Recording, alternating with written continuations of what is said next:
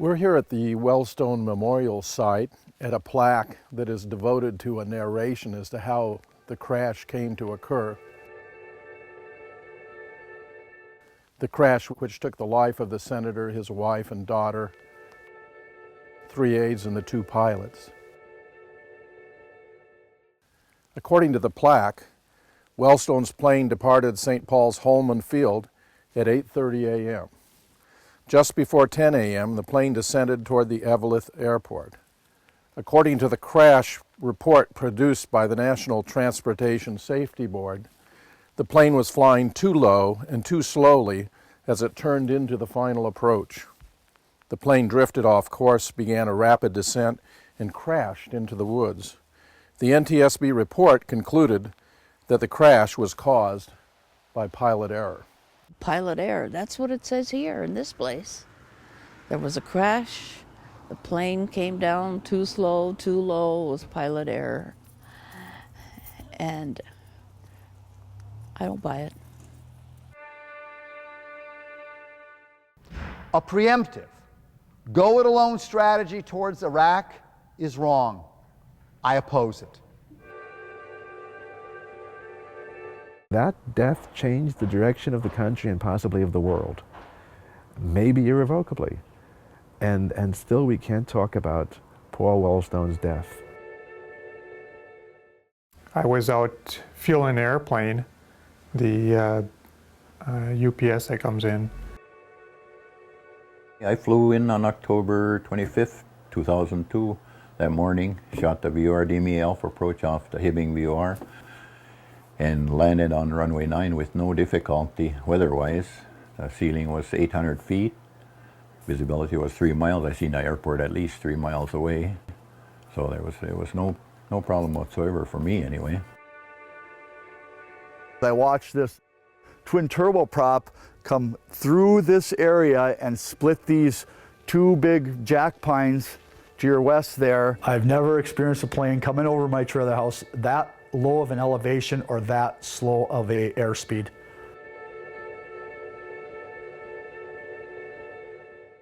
When I heard the shot, the first gunshot, it was a matter of a couple seconds, and I heard the second gunshot. Then it was just a very short time, and I heard 3 or 4 or 5 shots. They were so rapid I couldn't tell you. It was boom, boom, boom, boom, boom. I had originally thought that the popping noise may have been gunfire, but when I re-examined the issue, I thought that the popping may have transpired from the aircraft itself. First it was boom, boom, and then it was 3 or 4 quick ones. Boom, boom, boom, boom. When I noticed the airplane pass my trailer heading west, the airplane was cocked to the right, but it was still flying in a straight motion like this. So, you know, if you see an airplane cock, you'd think it would follow that pattern, but this particular airplane, it's the first time I've ever seen this, that it was kind of sideways, but it kept going in that straight directional motion. If you got a, say you got a 20-knot crosswind blowing from the right side, you'd probably be 5-10 degrees crab to that side to keep the airplane lined up with the runway. But that morning, I don't think there was hardly any wind that I can remember. There was no wind. It was just kind of one of those little hazy, foggy days, but very calm. The airplane would look to be, you know, perfectly level. It's kind of cocked sideways like this and flying in a straight line. Probably 1040, 1045, somewhere in there. I got the airplane out and actually got going in it.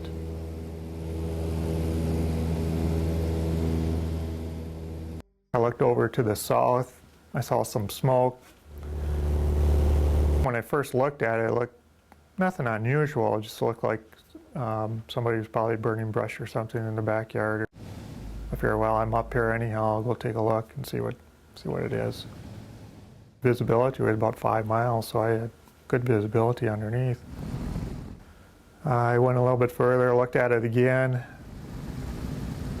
Well, it just didn't seem like the right color. The color of the smoke, after a second glance and a third glance, it just didn't seem right. I mean, it seemed to be the wrong color.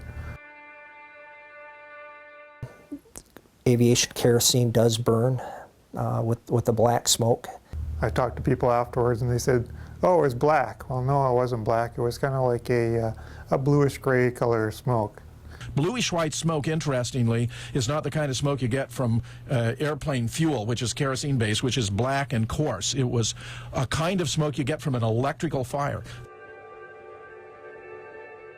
I do remember watching some magnesium burn out there, and it was a super bright, immense white light, and that could have had something to do with the bluish white smoke.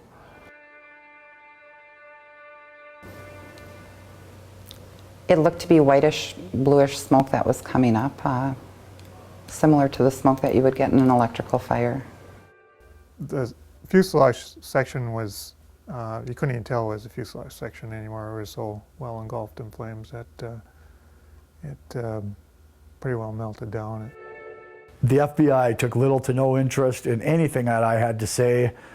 The local police were not involved, knew nothing. In fact, some of the police told me they were told not to be involved. They had no involvement in this whatsoever, and they couldn't even direct me as to where to go. It seemed like they had already made up their mind on how the crash had occurred, so anything that I had told them was kind of irrelevant. Do not discuss this with anybody. If something comes of this, we will be in contact with you. The white van, 2002 Ford, come whipping by here. The FBI dismissed it as just something else I had told them. It was like, you know, oh, it's not important, and you know, the fellow said, I'll get back to you if anything comes of this, and I was never led to believe that there was an investigation into this. We lost not only Paul's voice, but the enthusiasm and the message he carried from us ordinary folks. And of course, and that translates into the national arena and even the international arena, where Paul spoke against CAFTA, the trade agreements, all of those issues that are going to hurt us as Americans. And Paul was our voice. The early support he got from up here, helped launch his career, Senate career. I mean, he was well liked when he ran for state auditor back in 1982. Minnesota is traditionally a liberal state, but it's also traditionally a state that has a record of going Republican. And he had Wellstone had a remarkable way about him as far as being a communicator that a lot of career politicians don't have. Again, Wellstone's not a career politician. He was some wacky college professor who got a school bus and a bunch of volunteers and drove around the state and showed that you can actually stand up against a moneyed political machine. He was the only person in the Senate willing to go on offense for the labor movement. Here it was only 10 days before the election. Paul Wellstone had been pulling ahead. He was 6 to 7 points ahead of Norman Coleman, the former mayor of St. Paul, who was the hand-picked candidate of the Bush administration. As his points went up in Minnesota instead of going down after his speech, his powerful speech against the Iraq War, prophesizing really many of the things that are now happening in Iraq. Authorizing the preemptive, go-it-alone use of force right now, which is what the resolution before us calls for, in the midst of continuing efforts to enlist the world community to back a tough new disarmament resolution on Iraq, could be a very costly mistake for our country. This one death flipped the U.S. Senate from Democratic control to Republican control, essentially. And it happened, it happened with a mysterious small plane crash. And parts of the fuselage itself, the framework and the sheeting were melting because of the intense heat. What was the source of energy that disintegrated or just completely destroyed the fuselage? But we don't have any materials analysis of the fuselage. We don't know whether they tested for any incendiary devices, whether they tested for bombs, whether they tested for strange elements. we have no indication of any search for an explanation of why this fuselage burnt so fiercely. Again, what was the source of this tremendous amount of energy that would just turn the fuselage into a molten piece of metal? The wings, which were the principal location for fuel tanks for this aircraft, separate from the rest of the crash, where the fuselage burned intensely for hours, but not the wings. Personally, myself, I thought it was in the fuselage due to the fire. I don't remember the wings, burning or nothing. The wings contain the fuel, but there's really no explanation about why the fuselage would burn down to ash.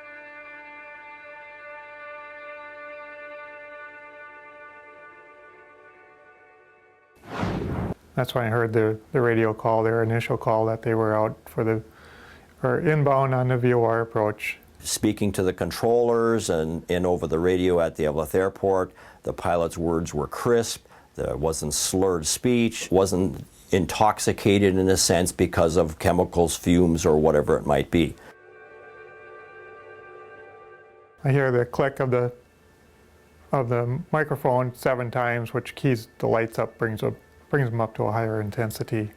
They never made any transmission of distress, either to the airport, which there was a local frequency that they'd communicated, we're coming in, we're 7 miles out, and then they turned on the aircraft, the runway landing lights with the microphone, so we know that was working when they were out there.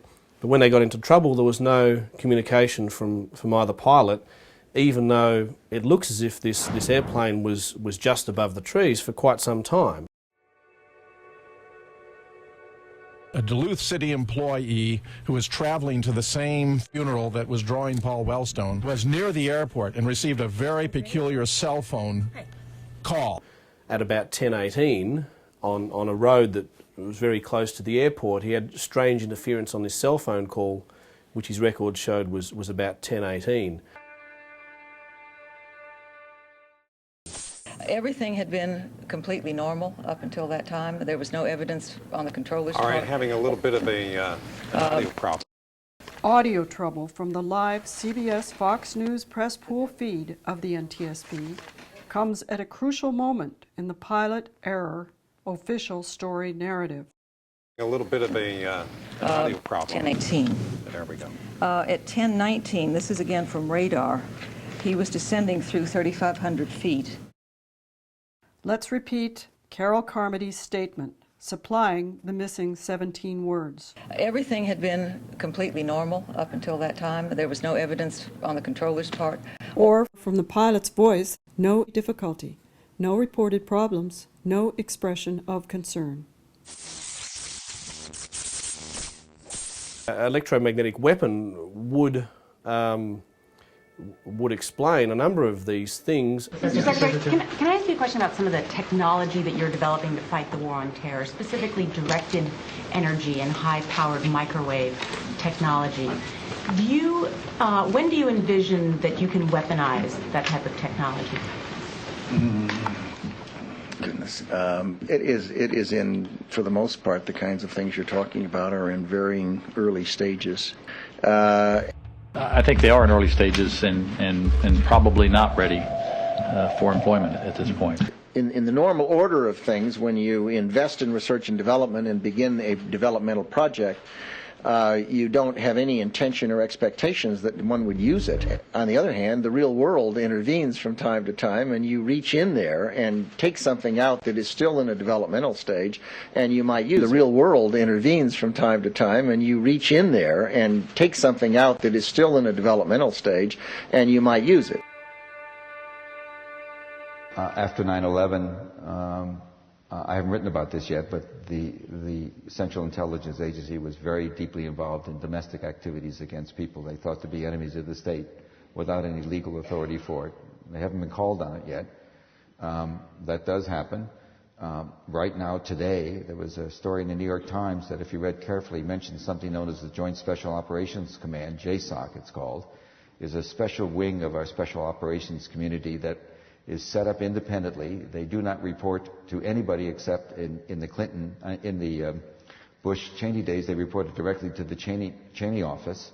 They do not report to the chairman of the Joint Chiefs of Staff or to Mr. Gates, the Secretary of Defense. They report directly to him. Congress has no oversight of it. It's an executive assassination wing, essentially. And it's been going on and on and on. I asked him how his week had been, and he said his week had been tough. The Vice President Cheney called me in and told me to get on their bandwagon or there'd be serious ramifications in Minnesota. And to stop sticking my nose into the 9/11, we're going to get to the bottom of this. There is something going on. It is being portrayed, it's being blowed out, and he said we're going to get to the bottom of it. When he made the statement to us about Dick Cheney calling him in, there were about 10 veterans standing around with us. He spoke about the 9/11 to the veterans. And then when I spoke with him, he said, Pat, there are so many things going on in 9/11 that just don't make sense. He knew then at Wilmer that the 9/11 was staged. I believe that Wellstone was after 9/11